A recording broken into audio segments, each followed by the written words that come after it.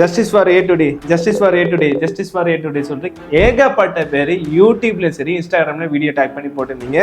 என்னடா ஆயிடுச்சு ஏதாயிடுச்சுன்னு சொல்லிட்டு நான் அவரோட வீடியோவில் வந்து நந்தா ப்ரோக்கு என்ன ஆயிடுச்சுன்னு சொல்லிட்டு அவரோட வீடியோ நம்ம பார்க்க மாட்டோம். அவர் வந்து ஒரு ஃபோனை வந்து ரிச்சி ஷீட்டில் வந்து சரி பண்ணுறதுக்காக பிளாக் பண்ணிட்டு போயிருந்தாரு. அந்த டைமில் போகும்போது பார்த்தீங்கன்னா சில பேர் வந்து பார்த்தீங்கன்னா அவர் கூப்பிட்டு வச்சு அவர்கிட்ட இன்டென்ஷனலாக வந்து அவர்கிட்ட பிரச்சனை பண்ணியிருக்காங்க. கேமராலாம் வாங்கிட்டு பிரச்சனை பண்ணியிருந்தாங்க. அதெல்லாம் ரெக்கார்ட் பண்ணி அவர் வீடியோவில் போட்டிருக்காரு. அவர் கேமரா வாங்கிட்டு பிரச்சனை எல்லாம் பண்ணியிருந்தாங்க. இது சம்பந்தமா நந்தா ப்ரோ கிட்ட என்ன ஆயிடுச்சு ஏதாச்சுன்னு சொல்லிட்டு டேரக்டா நம்ம கால் பண்ணி கனெக்ட் பண்ணி என்ன விஷயம் கேட்கலாம் தெரிஞ்சா அன்பார்ச்சுனேட்டா அவர்கிட்ட கனெக்ட் பண்ண முடியல. ஸோ ஆல்ரெடி பார்த்தீங்கன்னா நந்தா ப்ரோ மேல வந்து கார்பரேட் வந்து டெல்லி ஹைகோர்ட்லேயே கேஸ் ஃபைல் பண்ணியிருந்தாங்க. ஹியூஜ் காம்பன்சேஷன் கேட்டுலாம் கேஸ் ஃபைல் பண்ணியிருந்தாங்க. இது சம்பந்தமா லீகல் சப்போர்ட் வந்து நம்ம கிட்ட கேட்டிருந்தாரு. நம்ம வந்து டெல்லியில இல்லைனால நம்ம ஃப்ரெண்டு மூலியமா ரெஃபர் பண்ணிட்டு அவருக்கு அந்த கேஸ் வந்து ப்ராப்பரா முடிச்சு கொடுத்தாச்சு. எங்களுக்கு அவருக்கு என்ன ரிலேஷன்ஷிப் இருக்குன்னு பார்த்தீங்கன்னா எங்களுக்கு ஏதாவது டெக்னாலஜி ப்ராப்ளம் இருந்துச்சுன்னா அவர் கான்டாக்ட் பண்ணுவோம். அதே மாதிரி அவருக்கு லீகல் சப்போர்ட் இருந்துச்சுன்னா அவர் கால் பண்ணுவார். ரீசெண்டாக கூட பார்த்தீங்கன்னா நம்மளுக்கு ஆப்பிளில் வந்து பிரச்சனை இருக்கும்போது அவர் கான்டாக்ட் பண்ணி ப்ராப்பராக கைடன்ஸ்லாம் பண்ணியிருந்தாரு. அதே மாதிரி அவருக்கு ஏதாவது லீகல் பிரச்சனை இருந்துச்சுன்னா நம்மளுக்கு கான்டாக்ட் பண்ணுவார், நம்ம ப்ராப்பராக சப்போர்ட் பண்ணுவோம். இந்த மாதிரி தான் ஃப்ரெண்ட்ஷிப் போயிட்டு இருந்தது. இந்த விஷயத்தை பொறுத்த வரைக்கும் பார்த்தீங்கன்னா அவர்கிட்ட நம்ம வந்து டீட்டெயில் கேட்காம நான் இந்த இன்ஃபர்மேஷன் ஷேர் பண்ண முடியாது. ஆனால் இந்த விஷயத்தில் 2 விஷயம் நடந்திருக்குங்க. ஒன்று வந்து பார்த்தீங்கன்னா ரவுடிசம், இன்னொன்று வந்து கஞ்சா. இப்ப இந்த ரவுடிசமும் அந்த கஞ்சா பத்தி மட்டும் பேசலாங்க. ரவுடிசம் பொறுத்த வரைக்கும் பாத்தீங்கன்னா இந்த vlogல பாத்தீங்கன்னா பப்ளிக் சேஃப்டியை வந்து ஒரு பெரிய கொஸ்டின் மார்க் இந்த ரிச்சி ஸ்ட்ரீட்ல போற பப்ளிக் சேஃப்டியோட பெரிய கொஸ்டின் மார்க் ரைஸ் பண்ணிருக்கு. ஏன்னு பாத்தீங்கன்னா நந்தா ப்ரோ பண்ணனாலதான் நம்ம எல்லாருக்குமே இந்த விஷயம் தெரிஞ்சிருக்கு. நிறைய இன்னசென்ட் பீப்புள் இந்த மாதிரி பண்ணிருக்கு அவங்களுக்கு வாய்ப்பு இருக்கு. அண்ட் ஜெனரல் பப்ளிக்கு நிறைய பேர் பாதிக்கப்பட்டதுக்கும் வாய்ப்பு இருக்கு. லீகலா பாத்தீங்கன்னா இந்த மாதிரி இஷ்யூஸ் வந்து போலீஸ் எப்படி ஹேண்டில் பண்ணலாம் பாத்தீங்கன்னா 2 விதத்துல ஹேண்டில் பண்ணாங்க. ஒன்னு வந்து போலீஸ் ஆட்டோமேட்டிக்கா அவங்களே சோமோட்டோவா அவங்களே கேஸ் ரிஜிஸ்டர் பண்ணுவாங்க. செகண்ட் என்னன்னு பாத்தீங்கன்னா பாதிக்கப்பட்டவங்க கம்ப்ளைண்ட் கொடுப்பாங்க. அதுக்கப்புறம் போலீஸ் எஃப்ஐஆர் ரிஜிஸ்டர் பண்ணுவாங்க. அதுக்கப்புறம் அவங்க மேல கேஸ் ரிஜிஸ்டர் பண்ணிட்டு ஜெயிலுக்கு அனுப்புவாங்க. ஜெயிலுக்கு அனுப்பிச்சிட்டு கோர்ட்ல கேஸ் நடக்க அவங்களுக்கு பனிஷ்மெண்ட் கிடைக்கும். இதுதாங்க second procedure. So Nanda bro case பொறுத்த வரைக்கும் பாத்தீங்கன்னா அவங்க கிட்ட வந்து கஞ்சா அடிச்சிருக்காங்க, கத்திலாம் இருந்திருக்குன்னு சொல்லியிருக்காங்க. அவங்க பேஷண்டா வந்து நல்லா கரெக்டா வந்து ரியாக்ட் பண்ணிட்டு வந்திருக்காங்க. அவங்க பிரச்சனை பண்ணல. அவங்க பிரச்சனை பண்ணி ஃபோன் பண்ணிட்டு நான் போலீஸ் கூப்பிடுறேன் சொல்லியிருந்தாங்கன்னா நாளை பின்ன அவங்களை குத்திருந்தாங்கன்னு வச்சுக்கோங்க. லைஃப் தான் முக்கியம் எல்லாருக்குமே. ஸோ அவங்க வந்து கரெக்டா அதுல ஹேண்டில் பண்ணிட்டு வந்திருக்காங்க. ஆனா அதுக்கப்புறம் பாத்தீங்கன்னா கம்ப்ளைண்ட் கொடுத்திருந்தாங்கன்னா நாளை பின்ன இந்த நந்தா ப்ரோ மாதிரி நாளை பின்ன யாருமே அஃபெக்ட் ஆயிருக்க மாட்டாங்க. ஏன்னா இப்போ ஒருத்தவங்க வந்து யாரும் இந்த மாதிரி பண்ணியிருந்தாங்கன்னா அவங்களுக்கு கம்ப்ளைண்ட் கொடுத்தா மட்டும் தான் போலீஸ் இந்த மாதிரி இது பர்சன் நடக்குதுன்னு தெரியும். அதுக்கப்புறம் போலீஸ் அவங்க மேல ஆக்ஷன் எடுப்பாங்க. இப்ப நம்ம டிவி நியூஸ்ல எல்லாம் வந்துட்ட பிறகு தான் அவங்க மேல ஆக்ஷன் எடுக்கணும்னு சொல்லியிருக்காங்க. கம்ப்ளைண்ட் கொடுத்தா மட்டும் தான் அவங்க மேல எல்லாம் ப்ராப்பரான ஆக்ஷன் எடுக்க முடியும். எடுத்து அவங்க மேல வந்து கேஸ் அந்த பர்சன் இனிமேல் அந்த ஆக்டிவிட்டியை பண்ண மாட்டாங்க. சோ சொல்லலாம், நீங்க கேட்கலாம் ப்ரோ கம்ப்ளைண்ட் கொடுத்துட்டாங்க அதுக்கப்புறம் நம்மள வந்து அட்டாக் பண்ணானா அதுக்கப்புறம் பெரிய பெரிய கேஸ் ரிஜிஸ்டர் பண்ணுவாங்க. அவங்களுக்கு பெயிலும் கிடைக்காது, லைஃப் ஃபுல்லா அவங்க ஜெயில தான் இருப்பாங்க. ஆனா எனக்கு புரியுது அவர் வந்து அந்த டைம்ல வந்து பாத்தீங்கன்னா கத்திட்டு குத்தினாலும் லைஃப் தான் முக்கியம். எல்லாருக்குமே லைஃப் தான் முக்கியம், அதுல டவுட்டே இல்லைங்க. ஆனா அதுக்கப்புறம் கம்ப்ளைண்ட் கொடுத்துருக்கலாம். மேபி அவர் ஏன் கொடுக்கலன்னு சொல்லிட்டு அவரோட டிசிஷன் தான். அது நம்ம தப்புன்னு சொல்ல முடியாது, கரெக்டா சொல்ல முடியாது. ஸோ பாக்குற நீங்க இந்த மாதிரி விஷயம் தான் இருக்குன்னு சொல்லிட்டு நோட் பண்ணிக்கோங்க. ஸோ செகண்ட் விஷயம் வந்து கஞ்சாங்க, போதை பொருள். கஞ்சாவோட சொல்றதோட போதை பொருள். அந்த வீடியோலே பாத்தீங்கன்னா வந்து பீர் குடிக்கிற மாதிரி இருப்பாங்க. எல்லா கிரைமுக்கும் பாத்தீங்கன்னா இந்த போதை பொருள் தான் மெயின் இம்பார்ட்டன்டா இருக்கு. அதை பண்ணிட்டு தான் நிறைய பேர் வந்து அஃபென்ஸே பண்ணிட்டு இருக்காங்க. அதை வந்து நம்ம கரெக்டா ரெகுலேட் பண்ணணும். அதுக்கப்புறம் பாத்தீங்கன்னா கஞ்சா. இந்த கஞ்சா பொறுத்த வரைக்கும் பாத்தீங்கன்னா தமிழ்நாட்டுல கல்டிவேஷன் நடக்கல. ஸோ இந்த கஞ்சா எங்கேருந்து வருதுன்னு கேட்டீங்கன்னா கஞ்சா வந்து ஆந்திர பிரதேசம் நார்த் சைட்ல இருந்து தான் வருதுன்னு சொல்லிட்டு நியூஸ்ல எல்லாம் ரிப்போர்ட் ஆயிருக்கு. இந்த மாதிரி விஷயம்லாம் நீங்க பார்க்கும்போது ஒரு கொஸ்டின் உங்க மைண்ட்ல வரலாங்க. போலீஸ் உண்மையிலே எத்தனை கஞ்சா விற்கிற மேல கேஸ் ரிஜிஸ்டர் பண்ணிருக்காங்க, அதுல எத்தனை பேருக்கு பனிஷ்மெண்ட் கிடைச்சிருக்குன்னு சொல்லிட்டு ஒரு கொஸ்டின் வரலாங்க. ஏன்னா இத்தனை கஞ்சா இவ்வளவு ஈஸியா யூஸ் பண்ணனாலதான் இவருக்கு பாதிக்கப்பட்டிருக்கு. இந்த மாதிரி நிறைய பப்ளிக் எல்லாம் நிறைய பேர் பாதிக்கப்பட்டிருக்காங்க. கஞ்சா யூஸ் பண்றதுனால இந்த போதை பொருள்னாலவே நிறைய பேர் பாதிக்கப்பட்டிருக்காங்க. போலீஸ் எத்தனை பேர் மேல ரெஜிஸ்டர் பண்ணிருக்காங்க, அதுல எத்தனை பேர் பனிஷ்மெண்ட் கிடைக்கலாம்னு சொல்லிட்டு ஒரு கொஸ்டின் உங்களுக்கு வரலாம். அதுக்கு ஆன்சர் சொல்றது தான் டைம்ஸ் ஆஃப் இந்தியால வந்து ஒரு ஆர்டிகல் ரிலீஸ் பண்ணிருக்காங்க. அந்த ஆர்டிகல் படி பாத்தீங்கன்னா 2023 வந்து சென்னையில வந்து 140 கஞ்சா விற்கிற மேல கேஸ் ரிஜிஸ்டர் பண்ணிருக்காங்க. 140 சரிங்களா? அதுல எத்தனை பேருக்கு பனிஷ்மெண்ட் கிடைக்கும் நீங்க நினைக்கிறீங்க? அதுல வெறும் 18 பேருக்கு தான் பனிஷ்மெண்ட் கிடைச்சிருக்கு. பேலன்ஸ் இருக்கவங்க எல்லாம் விடுதலை ஆயிருக்காங்க. எதுக்காக விடுதலை ஆயிருக்கான்னு சொல்லிட்டு அது நான் எக்ஸ்பிளைன் பண்ணிருக்காங்க. 2009 சில கேஸ் எல்லாம் எக்ஸ்பிளைன் பண்ணிருக்கேன். அந்த கேசஸ் எல்லாம் உங்ககிட்ட நான் சொல்றேன். 2019 பாத்தீங்கன்னா ஒரு கேஸ்ல கஞ்சா சீஸ் பண்றாங்க பாத்தீங்களா? எப்பவுமே கோர்ட்ல பாத்தீங்கன்னா எவிடன்ஸ் இருந்தா மட்டும் தான் உங்களுக்கு பனிஷ்மெண்ட் கிடைக்கும். எல்லாருக்குமே பாத்தீங்கன்னா எவிடன்ஸ் இருந்தா மட்டும் தான் அந்த கோர்ட்ல அந்த கேஸ் நிக்கும். இல்லைன்னா எவிடன்ஸ் இல்லைன்னா அந்த கோர்ட்ல கேஸ் நிக்காது.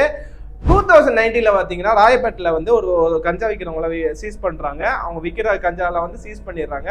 சீஸ் பண்ணிட்டு ஸ்டோர் பண்றாங்க. அந்த ஸ்டோர் பண்றாங்க பாத்தீங்களா? அந்த ஸ்டோர் பண்ற இடத்துல வந்து எலி சாப்பிட்டுச்சா. 2019 வந்து எலி சாப்பிட்டுச்சுன்னு சொல்லிட்டு கோர்ட்ல போய் சொன்னனால அந்த கஞ்சா வித்தவருக்கு வந்து விடுதலை ஆகிட்டாரு. அதே மாதிரி 2017 ஒருத்தர் மேல கஞ்சா விற்கிறான்னு சொல்லிட்டு கேஸை ரிஜிஸ்டர் பண்ணி அவர் கஞ்சா வித்தன்னு சொல்லிட்டு அந்த கஞ்சாலாம் வந்து ஸ்டோர் பண்ணி வச்சிருக்காங்க, சீஸ் பண்ணி வச்சிருக்காங்க. அந்த கஞ்சாலாம் எங்கன்னு சொல்லிட்டு கோர்ட்ல என்ன சொல்லியிருக்கான்னு பாத்தீங்கன்னா, அந்த கஞ்சாலாம் மலையில வந்து டேமேஜ் ஆயிடுச்சு, அது மலையில கரைஞ்சு போயிடுச்சுன்னு சொல்லிட்டு கோர்ட்ல சொல்லியிருக்காங்க. 2017 இந்தியன் மெட்ராலஜிக்கல் டிபார்ட்மெண்ட் படி டேட்டாஸ் படி பாத்தீங்கன்னா 4 மாசம் முன்னாடி மழையே வரல. ஸோ இந்த மாதிரி கேசஸ்லாம் வந்து விட்டுருக்காங்க. அதுக்கப்புறம் மெயினான ரீசன் என்ன பார்த்தீங்கன்னா, போலீஸ் ஒருத்தவங்களை சீஸ் பண்ணும்போது கஞ்சா இருக்கும் போது பார்த்தீங்கன்னா வெறும் 1 கிலோ தான் வச்சிருப்பாங்களா. 1 கிலோ வந்து இந்த மாதிரி வெயிட்டுங்க. ஸோ இதோட கொஞ்சம் வெயிட் ஜாஸ்தியாக இருக்குது. 1 கிலோ நிறைய பேர் தெரியும். 1 கிலோனா கம்மியான குவான்டிட்டி. 1.1 kg 1.2 kg தான் சீஸ் பண்ணுவாங்களா. ஏன் 25 kg 30 kg 50 kgsலாம் அவங்ககிட்ட இருக்காதா? கமர்ஷியல் குவான்டிட்டிலாம் இருக்காது அவங்ககிட்ட. வெறும் வந்து 1.1 kgs தான் இருக்குமா. நார்மலாக இவங்க எஃப்ஐஆர் ரிஜிஸ்டர் பண்ணும்போது 1.1 kgs தான் சீஸ் பண்ண சொல்லியிருக்காங்க. அப்போ மற்ற கஞ்சாலாம் எங்கே போயிடுச்சு?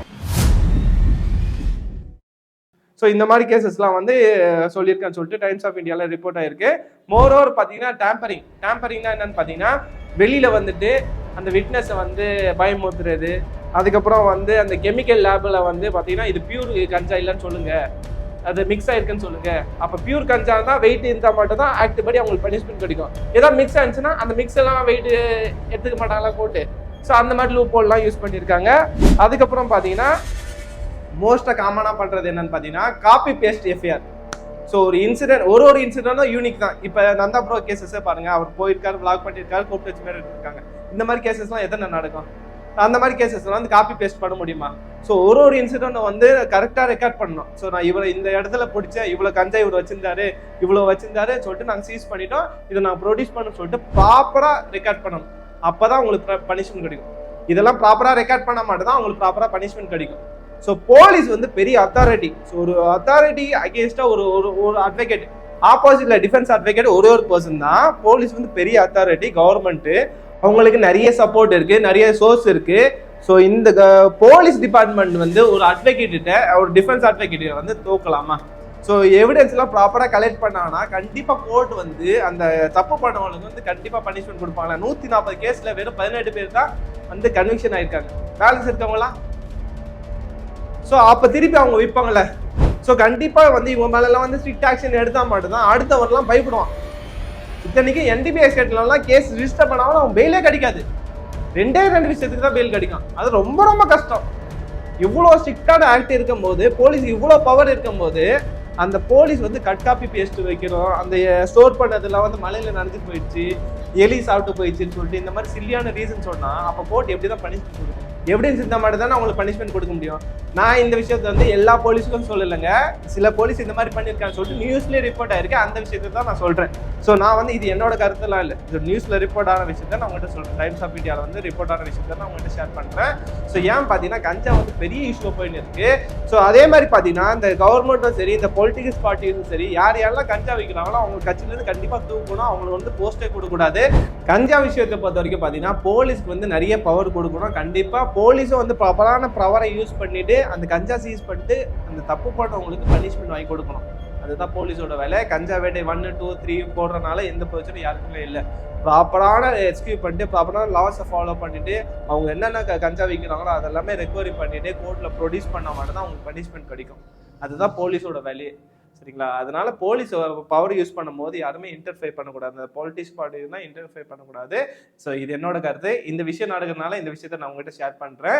லாஸ்டா ஒரே ஒரு விஷயம் மட்டும் சொல்லிட்டு இந்த வீடியோ நான் என் பண்றேங்க. எனக்கு நடந்த ஒரு இன்சிடென்ட்டை வந்து இந்த வீடியோல சொல்லிட்டு நான் என் பண்றேன். புதுப்பேட்டையில் இந்த பைக் ஆக்சசரிஸ்லாம் விற்பாங்களே அந்த இடத்துல, அந்த புதுப்பேட்டை எப்படிப்பட்ட ஏரியான்னு சொல்லிட்டு பொல்லாத மூவி பார்த்தீங்கன்னா அந்த ஏரியாவை பற்றி உங்களுக்கு தெரியும். அந்த இடத்துல வந்து பார்த்தீங்கன்னா பைக்கோட பேட்டரி வந்து 4-5 வருஷம் முன்னாடி பேட்டரி வந்து கம்மியாக ரேட்டு கொடுப்பான்னு சொல்லிட்டு என் ஃப்ரெண்டு சொன்னனால அங்கே போய் நான் பர்ச்சேஸ் பண்ணேன். அந்த சந்தில் போயிட்டு பர்ச்சேஸ் பண்ணேன். பர்ச்சேஸ் பண்ணும்போது பார்த்தீங்கன்னா அடுத்த நாளே வந்து அந்த பைக்கோட பேட்டரி வந்து ஒர்க் ஆகலை, சுத்தமாக ஒர்க் ஆகலை. ஸோ நான் காசு கொடுத்து வாங்கும்போது அடுத்த நாளே ஒர்க் ஆகலான்னு சொல்லிட்டு போது நான் திருப்பி போயிட்டு என் பைக் பேட்டரி ஒர்க் ஆகலை, எனக்கு எக்ஸ்சேஞ்ச் பண்ணி கொடுங்க, வேற பேட்டரி கொடுங்கன்னு சொல்லி கேட்கும்போது ஒரு வாட்டி நான் வித்துட்டா திருப்பி நான் கொடுக்க முடியாதுப்பா அவ்வளோதான் சொல்லிட்டாங்க.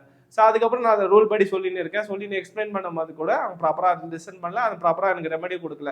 அதனால நான் என்ன பண்ணேன்னா 100க்கு கால் பண்ணி போலீஸ் ஹெல்ப்லைன் கால் பண்ணி போலீஸை வர சொன்னேன். அந்த சந்திலையும் அந்த சின்ன சந்திலையும் அந்த சந்தில் நிறைய பேர் போனீங்கன்னா அந்த எப்படிப்பட்ட ஏரியான்னு உங்களுக்கே தெரியும்.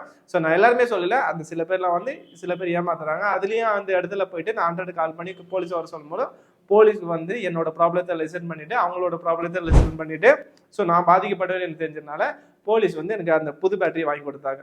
ஸோ இதுல இருந்து நான் உங்களுக்கு என்ன சொல்ல விரும்புறேன்னு பாத்தீங்கன்னா, நீங்க எதாவது பாதிக்கப்பட்டீங்கன்னா, உண்மையிலே பாதிக்கப்பட்டீங்கன்னா கண்டிப்பா போலீஸ் வந்து உங்களுக்கு சப்போர்ட் பண்ணுவாங்க. நீங்க அந்த லாவை யூஸ் பண்ணீங்கன்னா கண்டிப்பா சப்போர்ட் பண்ணுவாங்க. அதை சப்போர்ட் பண்ணி நீங்க வந்து லீகல் ரெமெடி எடுக்கலாம். இந்த விஷயத்தை இப்போ உங்ககிட்ட சொல்ற ரீசன் என்னன்னு பாத்தீங்கன்னா, உங்களுக்கு ஏதாவது பாதிப்பாயிடுச்சுன்னா, உங்களுக்கு ஏதாவது பிரச்சனை இருக்கும்போது யாரோ சப்போர்ட்னா தேவைப்பட்டுச்சுன்னா நீங்க தாராளமா 100 கால் பண்ணி போலீஸே வர வச்சு போலீஸ் ஹெல்ப்லேயே நீங்க கேட்கலாம். ஸோ இந்த சுச்சுவேஷனும் நந்தா ப்ரோ சுச்சுவேஷனும் வந்து கம்பேர் பண்ணிடாதீங்க. அது வேற. அது அவங்க கஞ்சா அடிச்சிருக்காங்க, கத்திலாம் வச்சிருக்காங்க, அவர் கரெக்டா ஹேண்டில் பண்ணிட்டு வந்துட்டாரு. அதையும் இதையும் கம்பேர் பண்ணாதீங்க. நான் இந்த சொல்ற ரீசன் என்னன்னு பாத்தீங்கன்னா, நீங்க ஏதாவது பாதிக்கப்பட்டீங்கன்னா உங்களுக்கு ஏதாவது இமிடியேட் சப்போர்ட் வேணும்னா நீங்க போலீஸ் ஹெல்ப்லைன் கால் பண்ணலாம். கண்டிப்பா போலீஸ் சப்போர்ட் பண்ணுவாங்க. ஸோ அதுக்காக தான் இந்த விஷயத்தை நான் சொல்றேன். இந்த விஷயத்தை பத்தி நிறைய பேர் பேச சொல்லியிருந்தீங்க, அவங்களுக்காக இந்த வீடியோ. ஸோ இதை பத்தி உங்களோட கருத்து நான் கமெண்ட்ஸ் சொல்லிருங்க. Better citizen better nation. Thank you for வாட்சிங் this video. Have a good day.